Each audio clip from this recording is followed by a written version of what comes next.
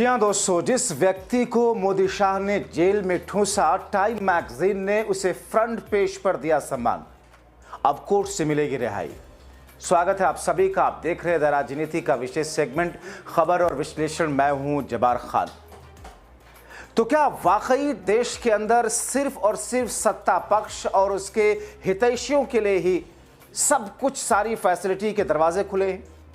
क्या जो सत्ता पक्ष के सामने अपने सवाल या किसी भी तरह का विरोध का सुर उठाते हैं, उनकी जगह सलाखों के पीछे होती है या फिर अर्बन नक्सल कहे जाते हैं? क्या कहिएगा आप कि जिस विद्वान व्यक्ति को मोदी शाह ने जेल में ठूंस रखा है, उसे ही अमेरिका की टाइम मैगजीन ने दुनिया के सम्मानित और विशेष लोगों की लिस्ट में जगह दी। यह वही टाइम मैगजीन है जब उसमें कुछ वर्षों पहले मोदी शाह की सरकार ने मोदी को जगह दिलवाने में कामयाबी हासिल की थी, तो देश भर में बीजेपी गैंग उसी टाइम मैगजीन में मोदी जी के फोटो छपने का ढिंढोरा पीट रहा था। सारा चरण चुंबक मीडिया मोदी साहब के कसीदे पढ़ रहा था। मगर अब उसी मैगजीन ने सोनम वांगचुक को सम्मान दिया तो बीजेपी के सीने पर सांप लूट रहा है। दोस्तों, सोनम वांगचुक की पत्नी ने एक्स पर लिखा, टाइम मैगजीन उन्हें दुनिया के 100 प्रभावशाली लोगों में शामिल कर रही है। हमारी सरकार उन्हें एंटी नेशनल करार दे रही है। सरकार की तरफ से कहा जा रहा है कि उनसे देश की सुरक्षा को खतरा है।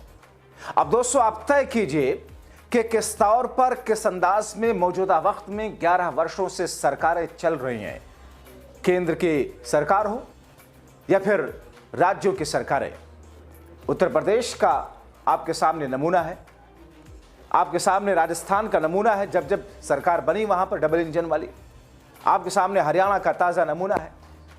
दोस्तों, 10 सितंबर को लद्दाख के पूर्व राज्य का दर्जा, छठी अनुसूची आदि मांग को लेकर वांगचुक और उनके समर्थक भूख हड़ताल पर बैठे थे। 24 सितंबर को लेह में बंद का आह्वान था और उसके बाद कारगिल डेमोक्रेटिक अलायंस के लोगों ने भी इस बंद का समर्थन दिया। यह ऐलान किया कि पूरे लद्दाख में बंद रखा जाएगा। लेह में हिंसा भड़क गई, 60 लोग घायल हुए और फिर देर रात एक बयान में केंद्रीय गृह मंत्रालय ने हिंसा के लिए सोनम वांगचुक को जिम्मेदार ठहरा दिया। सोचिए दोस्तों, दरअसल ये यूं ही अर्बन नक्सल नहीं कहते हैं। दोस्तों, दरअसल एक कहावत है कि जिसके पास जो चीजें नहीं होती हैं उसकी कद्र होती है। लेकिन दुनिया के ज्यादातर लोग इस कहावत को गलत मानते हैं। वो कहते हैं कि जिस शख्स के पास जो चीज नहीं होती है उसकी कद्र वो शख्स करना भी नहीं जानता। जैसे बे औलाद शख्स को औलाद की हिचक तो रहती है ना होने की, लेकिन कद्र उसको नहीं पता है। एक अनपढ़ शख्स को एजुकेशन और इल्म की कद्र नहीं पता है, उसे बस पैसे के पावर का कद्र पता है। तो दरअसल जो 11 वर्षों से जो कुछ अर्बन नक्सल कहा जा रहा, टुकड़े टुकड़े गैंग कहा जा रहा, लव जिहाद जैसे बकवास की बातें की जा रही हैं, जो ना संसद में गृह मंत्रालय साहब ने या सरकार ने कभी इस पर जवाब दिया, ना इसको इंडोर्स किया, ना ही किसी कोर्ट में। मगर चलन चुंबक वाला मीडिया किस तौर पर इसके गुणगान करता है और इसी पर सत्ता पक्ष की पूरी रोजी रोटी चल रही है। उस वक्त आप देखें, मोदी और शाह को अक्सर कहते हैं ये अर्बन नक्सल। मित्रों, ये अर्बन नक्सल कौन है भैया? ये अर्बन नक्सल पढ़े लिखे लोग आपकी नजर में चूंकि आपका विरोध करते हैं, इसलिए अर्बन नक्सल हो गए। दोस्तों, गृह मंत्रालय ने उस वक्त कहा कि वांगचुक ने अरब स्प्रिंग और जेनजी आंदोलन का हवाला देकर भीड़ को उकसाया। फिर हिंसा के बाद वांगचुक ने बयान जारी किया और अपना 15 दिन का उपवास तोड़ते हुए युवाओं से शांति बनाए रखने की अपील की। यानी कि जिस शख्स का सम्मान पूरी दुनिया, अभी आगे आपको बताऊंगा कि उस शख्स ने क्या क्या किया, अचीवमेंट क्या उसके, उस शख्स को एंटी नेशनल करार दिया गया, जेल में ठूंस दिया गया। उसकी लाचार पत्नी इस वक्त इंसाफ के लिए दर दर भटक रही है। दोस्तों, एक तरफ टाइम मैगजीन उन्हें दुनिया के सम्मानित लोगों में शामिल कर रही है और हमारी मोदी शाह की सरकार उन पर एनएसए लगाकर राष्ट्रीय सुरक्षा कानून समेत अन्य धाराओं में जोधपुर जेल में बंद कर रखा है। आपको सोनम वांगचुक के बारे में जल्दी से बताता चलूं, कैसे उन्होंने उच्च स्तर की पढ़ाई की और फिर भारत के लिए, समाज के लिए, दुनिया के लिए कितने अहम काम किए। दोस्तों, देश के एक बड़े मीडिया हाउस दैनिक भास्कर के अनुसार सोनम वांगचुक के अचीवमेंट आप देखिए दोस्तों, रेमन मैग्सेस अवार्ड जीत चुके हैं सोनम वांगचुक। 1988 में stand educational and cultural movement of Ladakh यानी कि SECMOL की शुरुआत उन्होंने की। 1993 में से 2005 तक लद्दाख के एकमात्र प्रिंट मैगजीन लद्दाख मेलोंग की शुरुआत की और एडिटर के रूप में काम किया। 1994 में ऑपरेशन न्यू हब शुरू किया। 2001 में हिल काउंसिल गवर्नमेंट में शिक्षा सलाहकार नियुक्त किए गए। 2002 में लद्दाख वॉलंटरी नेटवर्क की स्थापना की, जो लद्दाख के NGO का एक नेटवर्क है।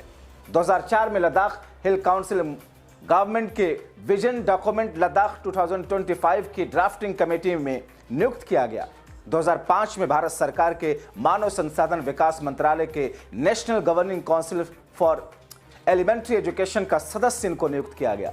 2013 के अंत में आइस स्तूपा आर्टिफिशियल ग्लेशियर का आविष्कार इन्होंने किया। 2016 में Himalayan institute of international Ladakh यानी कि HIAL की स्थापना की। 2018 में education reform and community building के लिए रेमन मैग्सेस अवार्ड, एशिया का नोबेल पुरस्कार जिसे कहा जाता है, उससे सम्मानित किए गए। मगर सरकार क्या कह रही है? सरकार कह रही है तो राष्ट्र विरोधी हैं या इंटरनेशनल काम करते हैं, ठूंस दिया जेल में। आपको बताएं कि मोदी और शाह की सरकार में किस तौर पर बुद्धिजीवियों, अर्बन नक्सल, जिनको टाइटल दिया जाता है, जो मोदी शाह के विरोधी हैं, उनके साथ ऐसा ही होता है। कई सारे एग्जाम्पल आपके सामने हैं।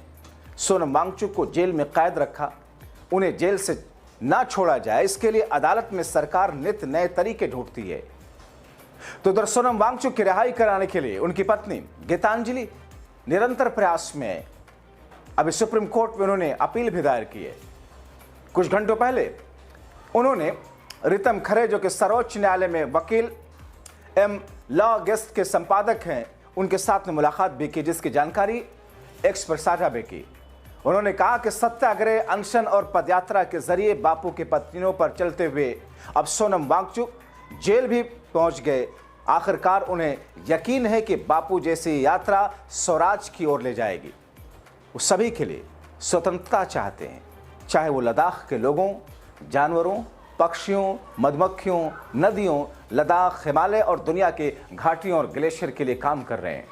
दोस्तों, वांगचुक की पत्नी गीतांजलि कहती हैं कि माननीय सर्वोच्च न्यायालय ने सोनम वांगचुक की नजरबंदी के आधार को चुनौती देते हुए हमारी ओर से दायर 250 पन्नों की संशोधन याचिका स्वीकार कर ली है। प्रतिवादियों को 10 दिनों के भीतर जवाब भी दाखिल करना है और उसके बाद हमारे पास इस पर जवाब दाखिल करने के लिए 1 सप्ताह का वक्त है, जिसकी सुनवाई 24 नवंबर 2025 को होनी है। कोर्ट ने केंद्र और केंद्र शासित प्रदेश लद्दाख से 10 दिन के भीतर जवाब मांगा। जस्टिस अरविंद कुमार और जस्टिस NV अंजारिया की पीठ ने केंद्र और केंद्र शासित प्रदेश लद्दाख की ओर से पेश सॉलिसिटर जनरल तुषार मेहता से संशोधित याचिका पर जवाब दाखिल करने को कहा और मामले की सुनवाई 24 नवंबर के लिए स्थगित कर दी। कोर्ट ने वरिष्ठ अधिवक्ता कपिल सिब्बल को भी प्रत्युत्तर दाखिल करने की इजाजत दी है। इससे पहले सुप्रीम कोर्ट ने 15 अक्टूबर को आंगमो की याचिका पर सुनवाई स्थगित की थी, क्योंकि उन्होंने वांगचुक की हिरासत को चुनौती देने के लिए अतिरिक्त धाराओं के साथ एक संशोधित याचिका दायर करने का अनुरोध किया था। दोस्तों, उन्होंने अपनी याचिका में कहा, यह पूरी तरह से हास्यास्पद है कि लद्दाख और पूरे भारत में जमीनी स्तर पर शिक्षा, नवाचार, पर्यावरण संरक्षण में उनके योगदान के लिए राज्य, राष्ट्रीय, अंतर्राष्ट्रीय स्तर पर 3 दशकों से अधिक समय से पहचाने जाने के बाद सोनम वांगचुक को अचानक निशाना बनाया गया। चुनाव में महज 2 दिन पहले और BL यानी कि एपेक्स बॉडी ले के KDA कारगिल डेमोक्रेटिक अलायंस और गृह मंत्रालय के बीच बातचीत के अंतिम दौर से ठीक पहले उन्हें जमीन के पट्टे रद्द करने, FCRA रद्द करने, CBI जांच शुरू करने, आयकर विभाग से समन भेजने के नोटिस दिए गए। और दोस्तों, वक्त के साथ की गई इन कार्रवाइयों से प्रथम दृष्टया यह स्पष्ट होता है कि नजरबंदी का आदेश सार्वजनिक व्यवस्था या सुरक्षा की वास्तविक चिंताओं पर आधारित नहीं है, बल्कि असहमति के अपने लोकतांत्रिक और संवैधानिक अधिकार का प्रयोग करने वाले एक सम्मानित नागरिक को चुप कराने की एक सोची समझी कोशिश है। तो दोस्तों, माना यह जा रहा है कि जल्द ही सोनम वांगचुक की रिहाई होगी।